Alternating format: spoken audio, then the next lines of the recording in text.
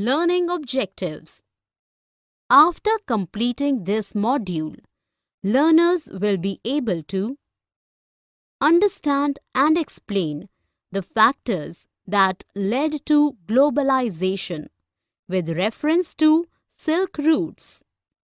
Understand and explain how the pattern of food production changed in the 19th century. Understand and describe the philosophy of Satyagraha. Understand and analyze the global impact of the First World War. Understand and explain the repercussions post-war settlements and Bretton Woods institutions. The pre-modern world. The term globalization, as used today, refers to growing interconnectedness between various countries in the past 50 years. But human societies actually have been interlinked since times immemorial through travelers, traders, priests, and pilgrims. Silk routes link the world. The Silk routes, believed to have existed even before the Christian era, were a vast network of trade routes spread across the continent of Asia and connecting Asia with European and African countries. Due to the movement of westbound Chinese silk cargoes along these trade routes, they acquired the name Silk routes. Chinese pottery, spices, and textiles from India and Southeast Asia, precious metals like gold and silver from Europe, and many other goods were exchanged through silk routes. Trade also led to cultural exchange.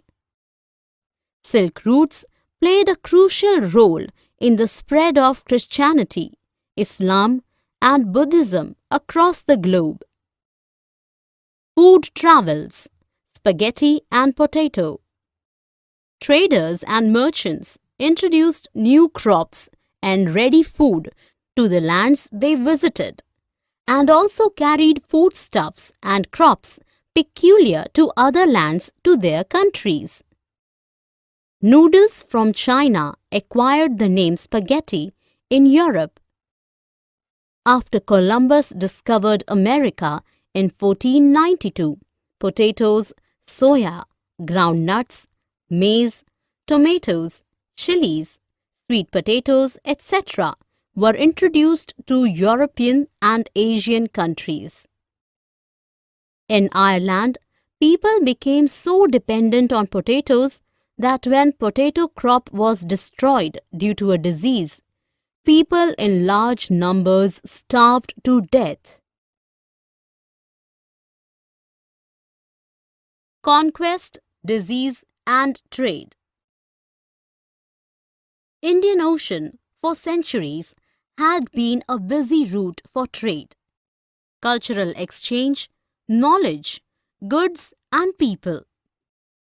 In the 16th century, European sailors discovered a sea route to India and America. They used it profitably to expand their trade. America, meanwhile, had developed in complete isolation of the world around. Silver mines in present-day Peru and Mexico enhanced the wealth of Europeans and helped finance their trade. Europeans also sailed to El Dorado, the fabled city of gold in America. The Spaniards and Portuguese conquered a large part of America not by using superior arms and ammunitions, but by introducing the germs of smallpox in America long before they set foot on the continent. Since the natives had not developed any immunity against the disease due to isolation, it wiped out the entire native population. With none to confront, the Europeans easily established their control on the continent. Hunger and poverty was widespread in 19th century Europe. Religious conflicts and persecution of dissenters was commonplace.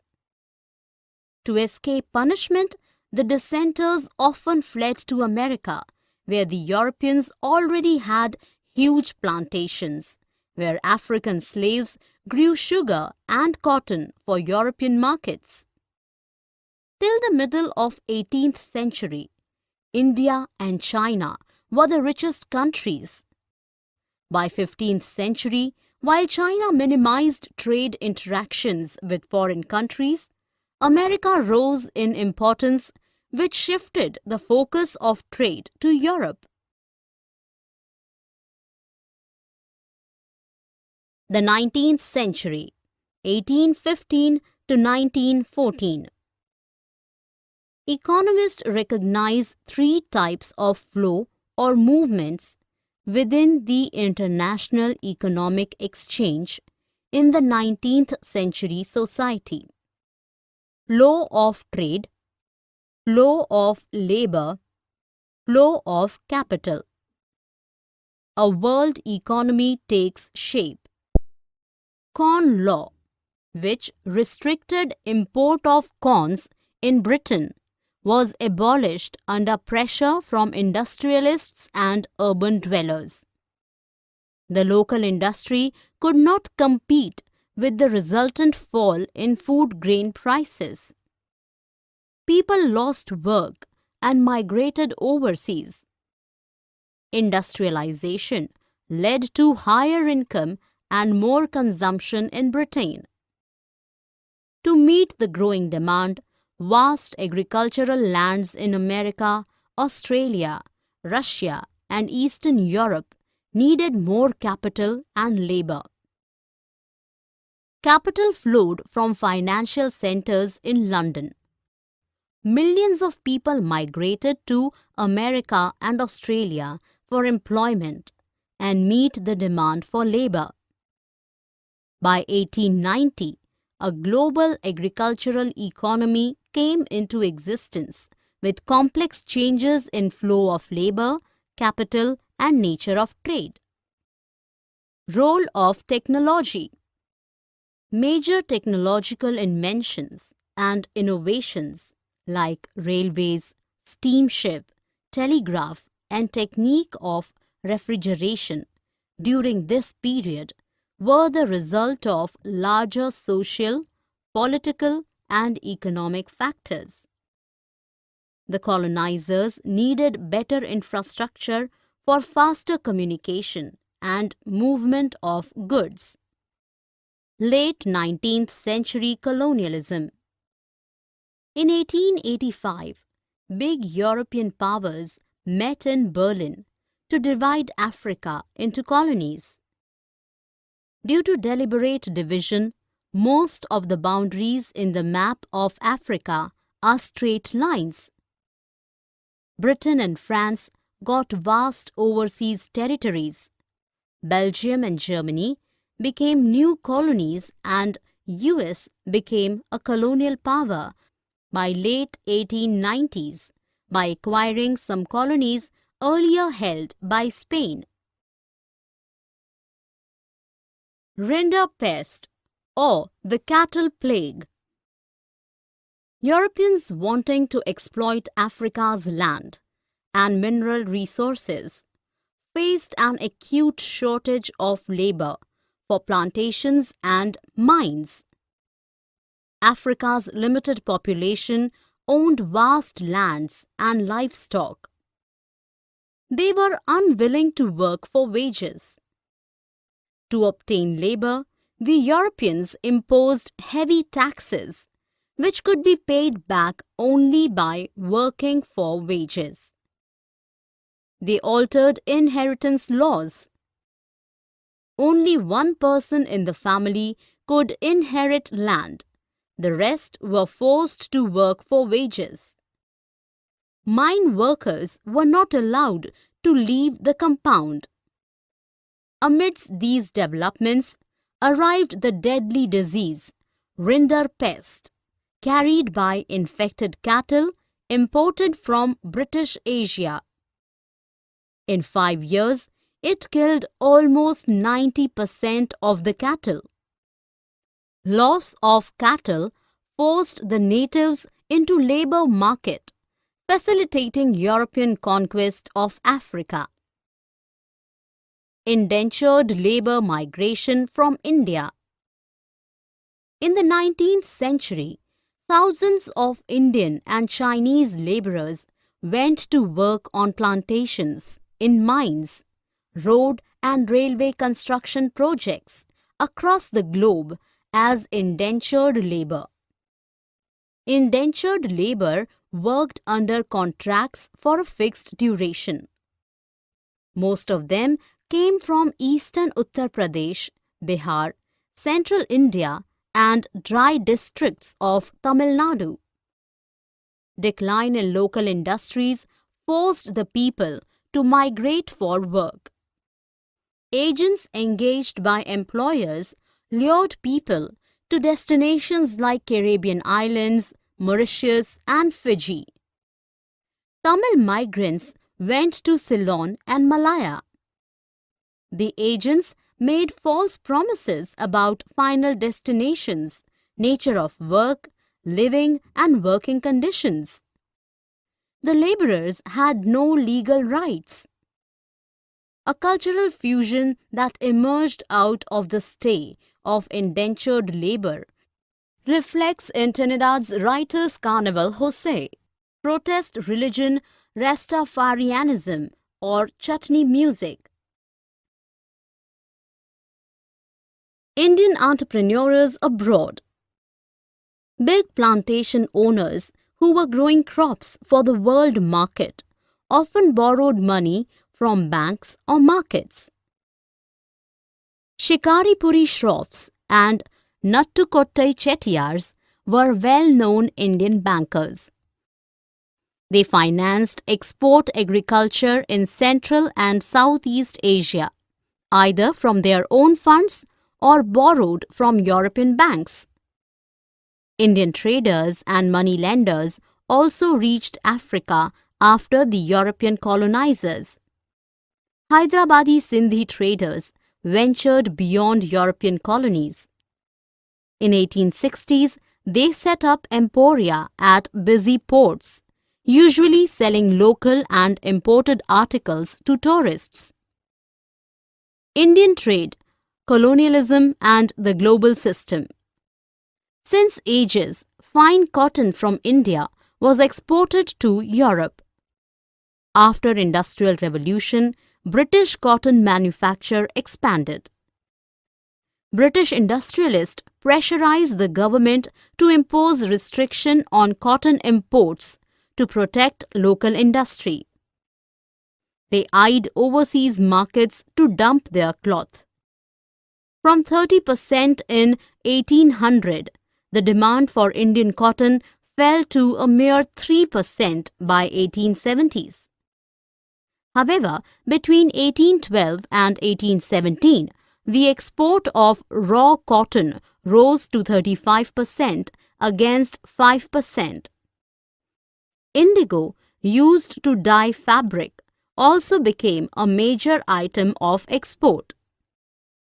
Britain sold its goods at higher rates but purchased raw materials very cheap from India. It created a trade deficit, which Britain used to balance its trade deficits with other countries, where its imports exceeded exports. Britain used income from Indian market to pay home charges to its working as well as retired British officials posted in India. It also included payment of India's external debts and expenditures on other British colonies. The interwar economy.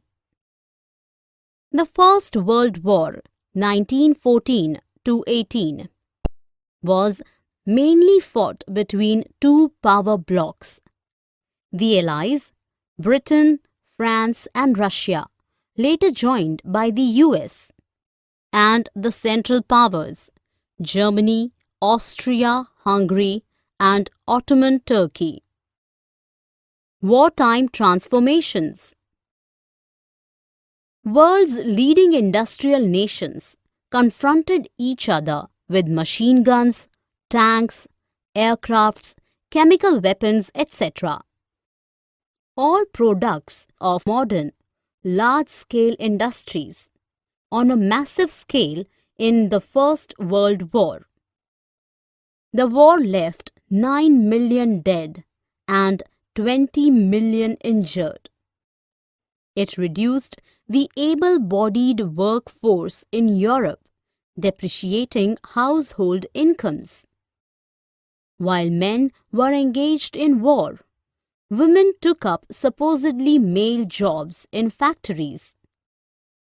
Economic ties between some dominant economic powers also ended with the war.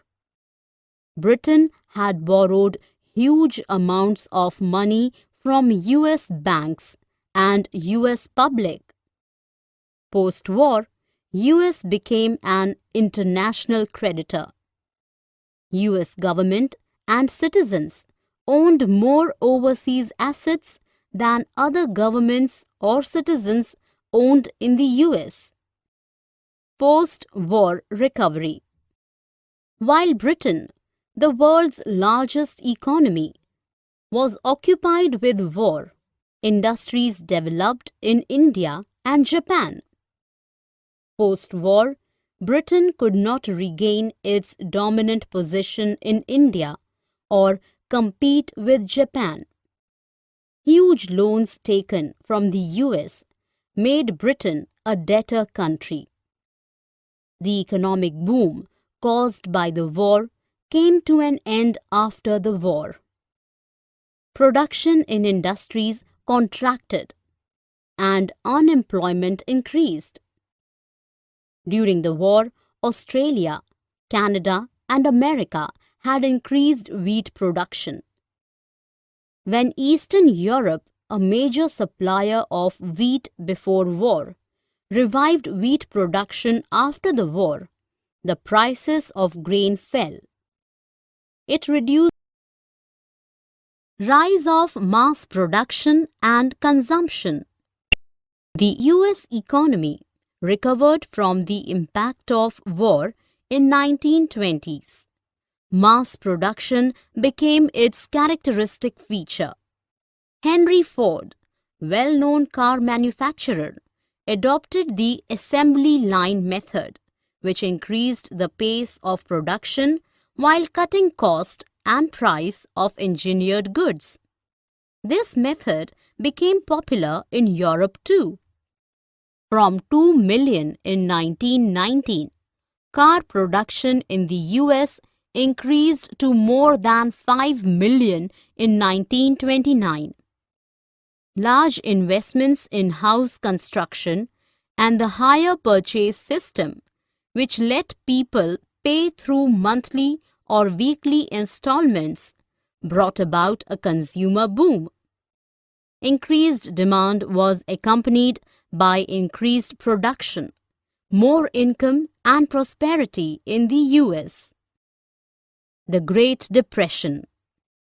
In 1923, the US and the European economies were well on the path of recovery till a major part of the world was hit by the Great Depression in 1929. It lasted till mid-1930s. Agricultural overproduction was one of the reasons. Excessive farm produce led to slump in prices and shrank the incomes of farmers. In 1929, investments reduced to one-fourth of the previous years in the countries dependent on loans from USA. During this financial crisis, USA withdrew its loans. Several banks in Europe as well as US closed. Many companies collapsed. India and the Great Depression. Due to the Great Depression, colonial India's exports and imports reduced to half between 1928 and 1934. But the colonial government did not reduce revenue demands. It severely hit Indian farmers. India's exports of precious metals and gold at this time only helped stabilize British economy. Mahatma Gandhi launched the civil disobedience movement in this background. Rebuilding a world economy, the post-war era. Post-war settlement and the Bretton Woods institutions. The post-war reconstruction was influenced by two major factors. 1. Emergence of US as the dominant economic, political and military power in the West. 2. Transformation of the Soviet Union from a backward agricultural economy into a world power. Post-war, the United Nations Monetary and Financial Conference, held in July 1944 at Bretton Woods in New Hampshire, USA, aimed at 1. Maintaining economic stability and optimum employment in the industrial world. 2. Control on the flow of goods, capital and labor by governments. The conference established the International Monetary Fund, IMF, to balance external surpluses and deficits of its member nations, and the International Bank for Reconstruction and Development, also called the World Bank, to finance post-war reconstruction. The Bretton Woods system was based on fixed exchange rates. In this system, an exchange rate for currencies was fixed against dollar. Dollar was valued against gold at a fixed price of $35 per ounce of gold. The early post-war years. Due to the Bretton Woods system, the world trade experienced an annual and stable growth rate of 8% between 1950 to 1970. The unemployed rate also averaged less than 5% in industrial nations. The developing nations followed in the footsteps of industrially advanced nations. Decolonization and independence. 2 decades after the Second World War, many colonies in Asia and Africa emerged as independent nations. Years of exploitation by colonial governments had drained them of their natural and economic resources. The IMF and the World Bank, established to meet the financial needs of the industrial countries, could not cope with the challenges faced by the former colonies. In the late 1950s, the Bretton Woods institutions focused on developing countries. Unfortunately, the newly independent nations had to seek guidance from the international agencies dominated by former colonial powers, who still wielded control over resources of their former colonies. They evade exploitation. The developing nations formed the Group of 77 or G77, and demanded a new International Economic Order (NIEO) for developmental assistance and economic promotion. End of Bretton Woods and beginning of globalization. From 1960s, unprofitable overseas involvements diminished the US's finances and competitive strength. The value of US dollar weakened against gold. Thus, the system of fixed exchange rates was replaced by the system of floating exchange rates. Mid-1970s onwards, the developing countries who could obtain loans or developmental assistance from the international institutions were directed to borrow from the Western commercial banks and private lending institutions. It caused increased debt crisis, lower incomes, and immense poverty in Africa and Latin America. In mid-1970s, the MNCs moved production operations to low-wages Asian countries. It impacted world trade and capital flow. In the last 2 decades, countries like India, China, and Brazil have transformed into stronger economies. Summary. Let us summarize what we have learned in this module. Human societies have been interlinked since times immemorial through travelers, traders, priests, and pilgrims. The Silk Routes were a vast network of trade routes spread across the continent of Asia and connecting Asia with European and African countries. The Spaniards and Portuguese conquered a large part of America, not by using superior arms and ammunitions, but by introducing the germs of smallpox in America long. Economists recognize 3 types of flows or movements within the international economic exchange in the 19th century society: flow of trade, flow of labor, flow of capital. In 1885, big European powers met in Berlin to divide Africa into colonies.